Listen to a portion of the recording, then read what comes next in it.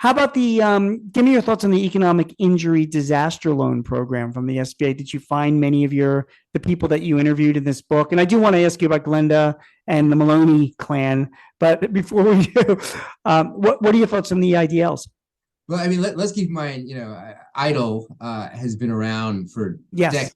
In fact, I first learned about it covering New Orleans. Katrina. Katrina. Probably. Yeah. It's a real lifeline. Though I remember that this kind of a humorous anecdote, at least humorous to me, that so I was covering Katrina for the New York Times. I call up the SBA because I'm writing about small businesses. So that was a story I wrote. And I wanted to get a comment because there was a lot of frustration that all these small businesses that clearly had a need, like they were flooded, they were destroyed, waiting and waiting and waiting on their idle application. It's supposed to be a emergency kind of loan, Sure. And I call and I leave a message, and like I don't know, 6 or 7 weeks later, my cell phone rings, and it's the SBA. Excuse me, I ran that story a month and a half ago. Your government at work. but I remember thinking that, wait a second, this was a large region, right? The Gulf Coast, but a fraction of the country.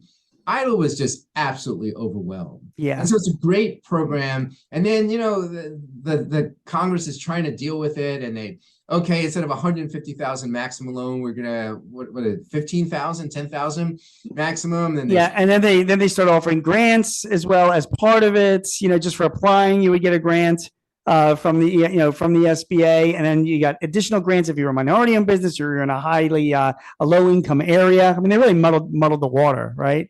And the SBA isn't exactly the most efficient agency in the history of government either. well, that's why Senator Rubio, I do believe it was his idea to have the banks distribute the money because he saw what was happening with Idle. They're already overwhelmed on this one program. Yeah. They're going to have millions and millions and millions of applications for PPP. They did have millions of applications for PPP. But, for Idle loan, it meant everything to TJ Cusimano and his wife Nina behind Cusimano's. It's just like they're really struggling. Like they had survived that first 6 or 7 months, but like they had no reserves, and they're heading into the winter of 2020, 2021. And like, what's going to happen? Are people going to do indoor dining? We're not going to we can't have people on the back porch. They rented a tent. No one's going to want to be in a tent in Pennsylvania in January. Right. How is this going to survive? And he, I think very wisely, I think it was about 50 grand, maybe 40,000, got an Idle loan. And for him, it was peace of mind. It was security. It was a cushion. Yeah. And like, to him, it's like, paying whatever I think it's a 30-year loan, paying it back $250 a month was like nothing. Yeah. Just that was well worth that $250, whatever it is a month, was well worth the cost for the peace of mind he got. Yeah, it's a 30-year fixed loan. It was like 3.75% interest, and over 30 years, you get $100,000 loan. You're right. It's like a few $100 a month to pay it back. It's like nothing.